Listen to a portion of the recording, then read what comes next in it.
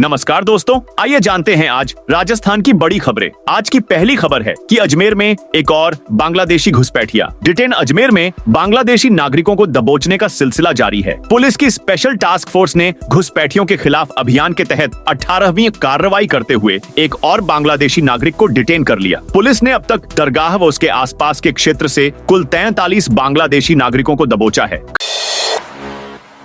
खाटू श्यामजी में शुरू हो सकती है हेलीकॉप्टर सेवा। हरियाणा के नागर विमानन मंत्री विपुल गोयल ने कहा है कि राज्य में हेलीकॉप्टर सेवाओं का विस्तार करने के प्रयास चल रहे हैं। उन्होंने हाल ही में राजस्थान के नागर विमानन मंत्री से मुलाकात की थी, जिसमें गुरुग्राम और चंडीगढ़ से खाटू श्यामजी और सालासर बालाजी जैसे धार्मिक स्थलों के लिए हेलीकॉप्टर सेवाएं शुरू करने की संभावना पर चर्चा की गई थी। इससे श्रद्धालुओं को इन स्थलों तक पहुंचने में आसानी होगी और राज्य में पर्यटन को भी बढ़ावा मिलेगा। राजस्थान क्रिकेट एसोसिएशन की कमेटी से विधायक जयदीप बिहाणी बाहर। राजस्थान क्रिकेट एसोसिएशन में विवाद के बीच सरकार ने एडहॉक कमेटी को बदल दिया है। बीजेपी विधायक जयदीप बिहाणी को हटाकर सवाई माधोपुर जिला क्रिकेट संघ के अध्यक्ष दीनदयाल कुमावत को कमेटी का कन्वीनर बनाया है। कमेटी के मेंबर्स में 2 और नेता पुत्रों मोहित यादव और आशीष तिवारी की एंट्री हो गई है। वहीं मंत्री गजेंद्र सिंह के बेटे धनंजय सिंह खींवसर को फिर से मेंबर बनाया गया है। 3 महीने के कार्यकाल वाली इस कमेटी को सितंबर तक आरसीए कार्यकारिणी के इलेक्शन कराने होंगे।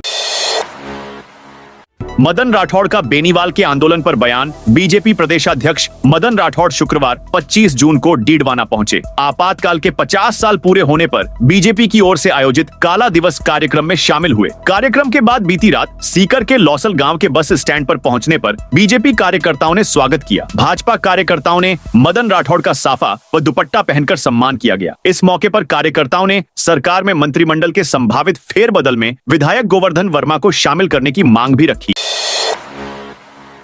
राजस्थान में फ्री बिजली के फॉर्मूले की गाइडलाइन में हुआ बदलाव। जयपुर ऊर्जा विभाग के लिए मुफ्त बिजली के नए फॉर्मूले पीएम सूर्य घर योजना से जुड़े को जल्द लागू करना चुनौती बन गया है। बिजली कंपनी ने जो गाइडलाइन तैयार की थी, उसमें बदलाव के निर्देश मिलने से अफसर चक्कर-घिन्नी हो गए हैं। अब नए सिरे से गाइडलाइन तैयार की जा रही है। इसमें 150 यूनिट से कम खपत वाले उपभोक्ताओं के सोलर पैनल लगाने और वहां भी एनर्जी बैटरी स्टोरेज सिस्टम लगाने का प्रावधान प्रस्तावित किया जा रहा है। इसका खर्च अनुबंधित कंपनी या डिस्कॉम वहन करेगी। साथ ही अतिरिक्त कैपेसिटी भी बढ़ाई जा रही है। इस मामले में वित्त विभाग को गाइडलाइन का ड्राफ्ट भी भेजा गया है। राज्य सरकार ने 27 मार्च को इसका फॉर्मूला जारी कर दिया था।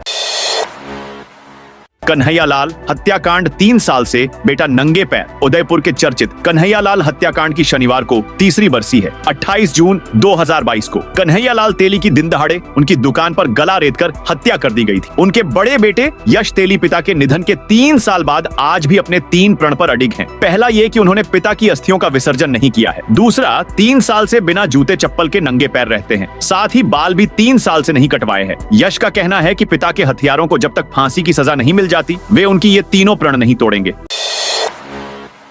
महात्मा गांधी स्कूलों में अब बिना लॉटरी के होंगे एडमिशन। राज्य सरकार ने महात्मा गांधी अंग्रेजी माध्यम स्कूलों में अब दाखिले की प्रक्रिया में बदलाव किया गया है। अब इन स्कूलों में हिंदी माध्यम की तर्ज पर पूरे शैक्षणिक सत्र के दौरान दाखिला लिया जा सकेगा। पहले जहां लॉटरी की अनिवार्यता थी, अब उसे समाप्त कर दी है। 6 जुलाई के बाद जो सीटें रिक्त रहेंगी, उन पर पहले आओ पहले पाओ के आधार पर सीधा प्रवेश दिया जाएगा। हालांकि कक्षा 9 से 12 तक के छात्रों को केवल हिंदी माध्यम स्कूलों की अंतिम तिथि तक ही दाखिले की अनुमति दी जाएगी।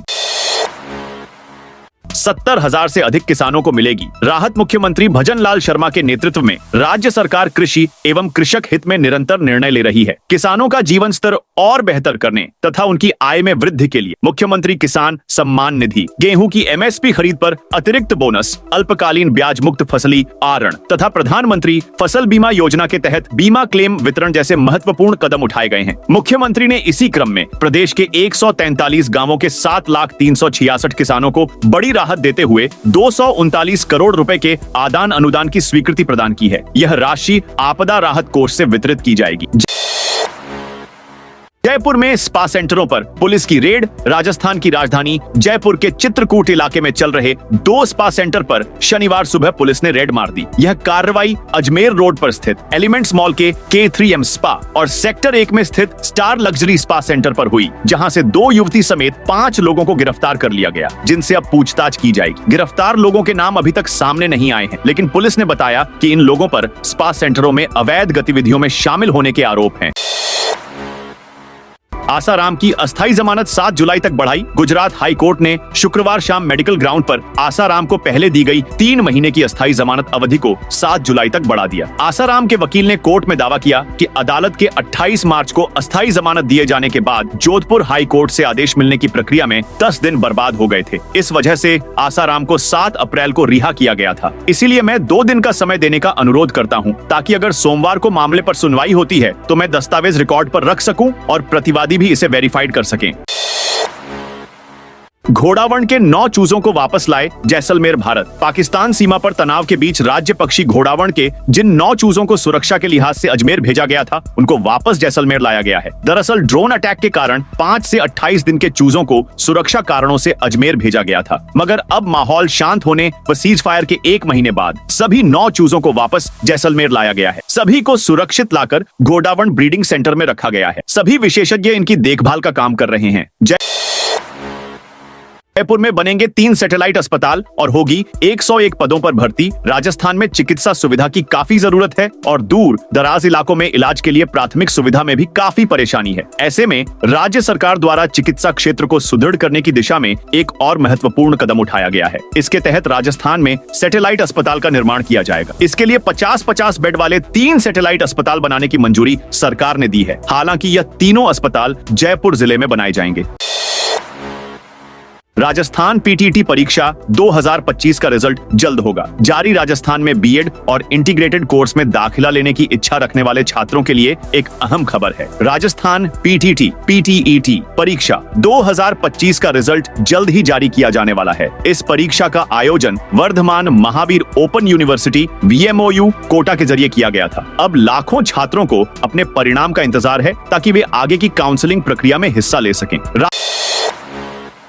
राजस्थान में यहां बनेगा बीसलपुर से बड़ा बांध। निर्माण से पहले ही विरोध शुरू। सवाई माधोपुर जिले के खंडार तहसील में डूंगरी गांव में बांध के बनने से पहले ही विरोध शुरू हो गया है। बांध के डूब क्षेत्र में दर्जनों गांव आ रहे हैं। यहां 8 से 10 हजार आबादी बताई जा रही है। भूमि अधिग्रहण एवं विस्थापन से लोगों में भय बना है। इसके लिए जमीन अवाप्ति और प्रभावितों के पुनर्वास के लिए प्रक्रिया चल रही है। जिन ग्रामीणों की जमीनें बांध क्षेत्र में आ रही है, उनमें सवाई माधोपुर व करौली जिले के लोग हैं। ऐसे में वे इसका लगातार विरोध कर रहे हैं। पूर्व राजस्थान नहर परियोजना ERCP के तहत करौली सवाई माधोपुर जिलों के 76 गांवों को नुकसान होगा। इस संबंध में भारतीय किसान यूनियन के प्रदेश प्रभारी मदन मोहन राजौर के नेतृत्व में ग्रामीणों ने प्रधानमंत्री को ज्ञापन भेजा। गहलोत के बयान पर शेखावत का पलटवार। राजस्थान के पूर्व मुख्यमंत्री अशोक गहलोत ने शुक्रवार को जोधपुर प्रवास के दौरान अहम बयान देते हुए संजीवनी क्रेडिट कोऑपरेटिव घोटाले को लेकर कहा कि केंद्रीय मंत्री गजेंद्र सिंह शेखावत को बैठकर बातचीत करनी चाहिए। उन्हें मानहानि का केस वापस ले लेना चाहिए और गरीबों को न्याय दिलाने में मदद करनी चाहिए, तभी वह निर्दोष माने जाएंगे। अब इस बयान पर गजेंद्र सिंह शेखावत की प्रतिक्रिया सामने आई है, जिसमें उन्होंने गहलोत पर पलटवार किया है। 11 साल बाद आसाराम से मिला बेटा। नारायण साईं उम्र कैद की सजा काट रहे आसाराम से उसका बेटा नारायण साईं 11 साल बाद मिला। नारायण साईं ने गुजरात कोर्ट में याचिका दायर कर मिलने की अनुमति मांगी थी, जिस पर कोर्ट ने 5 दिन की अंतरिम जमानत देते हुए उसके खर्च पर पुलिस गार्ड की व्यवस्था के आदेश दिए थे। निर्धारित राशि जमा करने के बाद नारायण साईं को पुलिस सुरक्षा मुहैया कराई गई। गुरुवार 25 जून की सुबह नारायण साईं सूरत जेल से जोधपुर के पाल गांव स्थित आसाराम आश्रम पहुंचा और पिता से मुलाकात की। इस दौरान दोनों के बीच लंबी बातचीत हुई। केंद्रीय मंत्री ने किया बड़ा ऐलान। राजस्थान के कृषि मंत्री किरोड़ी लाल मीणा की नकली खाद और बीज के खिलाफ छापेमारी की चर्चा अब दिल्ली तक पहुंच गई है। केंद्रीय कृषि मंत्री शिवराज सिंह चौहान ने इस अभियान की सराहना करते हुए बड़ा ऐलान किया है। एक कार्यक्रम को संबोधित करते हुए चौहान ने कहा कि राजस्थान में किरोड़ी लाल मीणा की तरह जिस तरह छापेमारी हो रही है वह सराहनीय है। उन्होंने कहा कि नकली खाद और बीज बेचने वालों को किसी भी कीमत पर बख्शा नहीं जाएगा। इसके लिए सख्त कानून बनाने की तैयारी चल रही है। उन्होंने यह भी सुझाव दिया कि किसानों को नकली खाद बीज की पहचान करने में सक्षम बनाने के लिए विशेष उपकरण विकसित किए जाने चाहिए। भीलवाड़ा UIT भूखंड लॉटरी पर कोर्ट की रोक। भीलवाड़ा नगर विकास न्यास के भूखंड आवंटन लॉटरी को लेकर दायर याचिका पर शुक्रवार को सिविल न्यायाधीश एवं न्यायिक मजिस्ट्रेट पूर्व ने अस्थायी निषेधाज्ञा जारी की है। इसके तहत न्यास की आवंटन लॉटरी पर अग्रिम आदेश तक रोक रहेगी। बता दें कि न्यास ने स्पष्ट किया कि आवेदन फॉर्म की बिक्री और फॉर्म जमा कराने की प्रक्रिया जारी रहेगी। हालांकि न्यायालय के आदेश की पालना में लॉटरी फिलहाल नहीं निकाली जाएगी।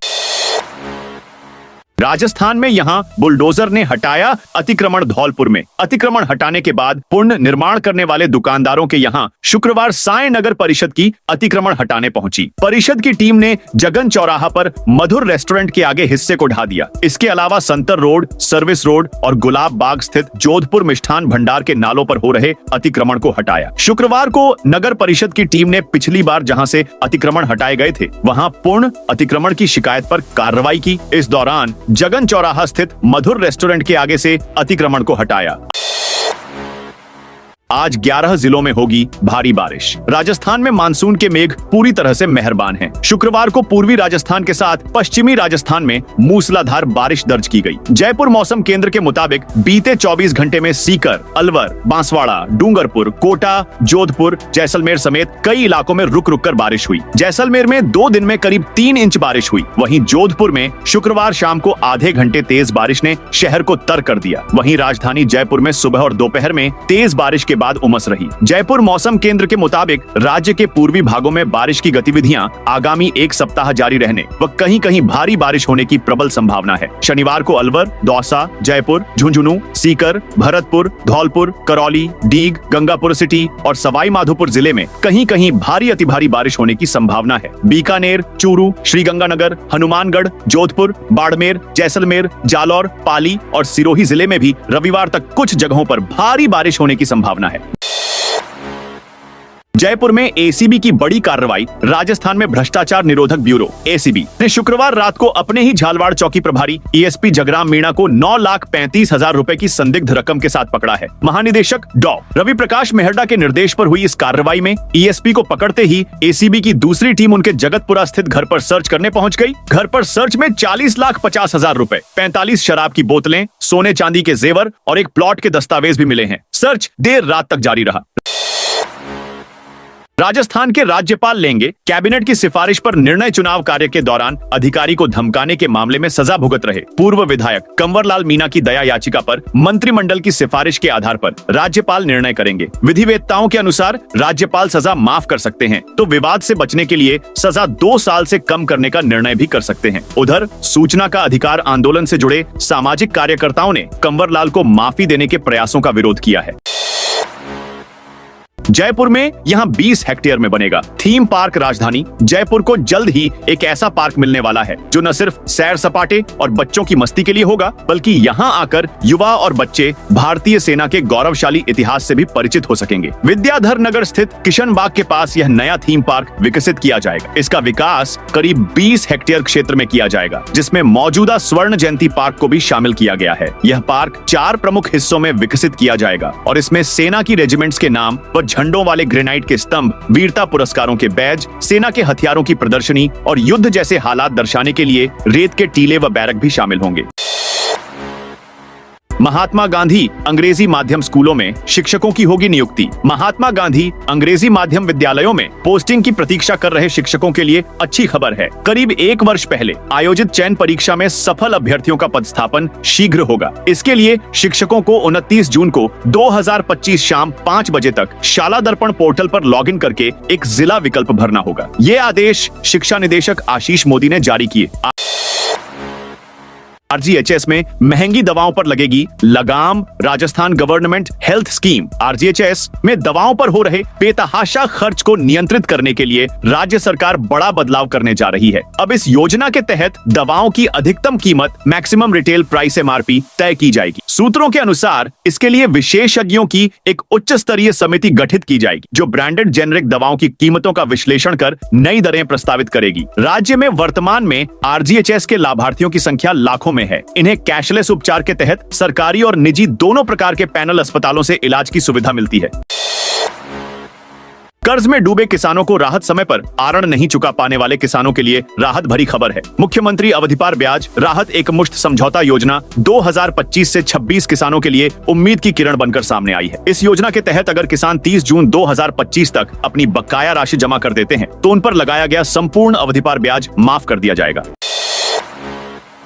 राजस्थान में अस्पतालों में बिगड़े हालात। उदयपुर में रेजिडेंट डॉक्टर रवि शर्मा की मौत के मामले ने प्रदेश भर में चिकित्सा व्यवस्था को हिलाकर रख दिया है। रेजिडेंट डॉक्टरों का आक्रोश थमने का नाम नहीं ले रहा। इस बीच गुरुवार रात फिर उदयपुर मेडिकल कॉलेज के पीजी हॉस्टल में करंट लगने की घटना सामने आ गई। वाटर कूलर में करंट आने से रेजिडेंट डॉक्टरों में हड़कंप मच गया और सभी हॉस्टल में जमा होकर हंगामा करने लगे। इधर उदयपुर में रेजिडेंट डॉक्टरों की हड़ताल आज 9वें दिन में पहुंच गई है। इसके साथ ही अजमेर, कोटा, बीकानेर, जोधपुर और झालावाड़ के मेडिकल कॉलेजों में भी रेजिडेंट डॉक्टर कंप्लीट स्ट्राइक पर चले गए हैं। रेजिडेंट की स्ट्राइक से अस्पतालों में हालात बिगड़ गए हैं। मरीज परेशान हो रहे हैं। कल से जयपुर में भी रेजिडेंट कंप्लीट स्ट्राइक पर जा सकते हैं।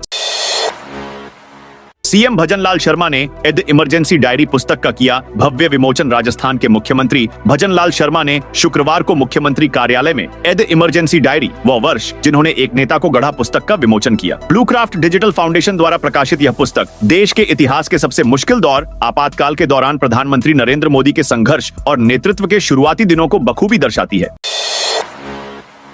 जयपुर के जल महल की पाल पर चला जोरदार सफाई अभियान। राजस्थान की राजधानी जयपुर के ऐतिहासिक जल महल की पाल को स्वच्छ बनाने के लिए हेरिटेज निगम ने शुक्रवार को बड़ा सफाई अभियान चलाया। यह अभियान हेरिटेज निगम आयुक्त डॉ. निधि पटेल के निर्देश पर शुरू हुआ। जयपुर को पर्यटन नगरी के रूप में और सुंदर बनाने के लिए निगम ने यह कदम उठाया है। आयुक्त ने कहा कि शहर की खूबसूरती को बरकरार रखने के लिए सभी ऐतिहासिक और पर्यटन स्थलों पर सफाई अभियान चलाया जाएगा।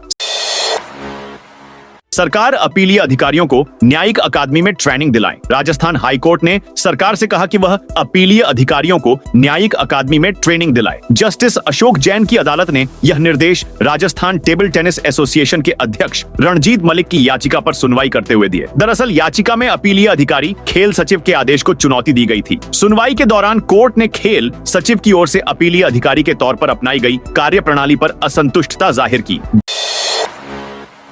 जोधपुर रामदेवरा के लिए 26 जुलाई व 9 अगस्त को स्पेशल ट्रेन रेलवे ने बाबा रामदेव यात्रियों की सुविधा के लिए विशेष रूप से 26 जुलाई और 9 अगस्त को जोधपुर से रामदेवरा स्टेशनों के बीच अनारक्षित स्पेशल ट्रेन चलाने का निर्णय लिया है। जोधपुर मंडल के सीनियर डीसीएम विकास खेड़ा ने बताया, रामदेवरा मंदिर में दर्शनार्थ जाने वाले यात्रियों की सुविधा को ध्यान में रखते हुए रेल प्रशासन की ओर से 26 जुलाई और 9 अगस्त को एक ट्रिप के लिए जोधपुर रामदेवरा जोधपुर स्पेशल अनारक्षित ट्रेन का संचालन किया जा रहा है।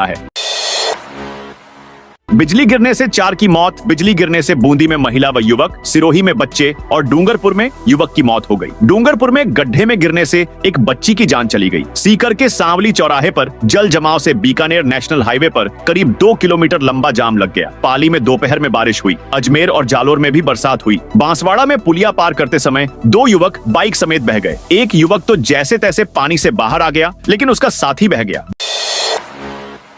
बीजेपी की जिला कार्यकारिणी घोषित। टोंक में भारतीय जनता पार्टी जिला अध्यक्ष चंद्रवीर सिंह चौहान ने प्रदेशाध्यक्ष मदन राठौड़ की सहमति से जिला कार्यकारिणी की घोषणा की है। इसमें 3 जिला महामंत्री, 8 जिला उपाध्यक्ष, 8 जिला मंत्री बनाए हैं। अन्य कई नेताओं को भी संगठन में जगह मिली है। जोधपुर पुरी ट्रेन 30 अगस्त तक बदले रूट से चलेगी। पूर्वी तटीय रेलवे के संभलपुर रेलवे स्टेशन पर यार्ड रिमॉडलिंग कार्य प्रगति पर होने के कारण जोधपुर पुरी जोधपुर सुपरफास्ट साप्ताहिक ट्रेन के मार्ग परिवर्तन अवधि में 10 ट्रिप और वृद्धि की जा रही है। जोधपुर मंडल के सीनियर डीसीएम विकास खेड़ा के अनुसार उपरोक्त कार्य के कारण ट्रेन 2816 जोधपुर पुरी सुपरफास्ट 22 जून से 30 अगस्त तक 10 ट्रिप तथा ट्रेन 2813 पुरी जोधपुर साप्ताहिक सुपरफास्ट 2 से 27 जुलाई तक 9 ट्रिप और परिवर्तित मार्ग सरला संभलपुर होकर संचालित की जाएगी।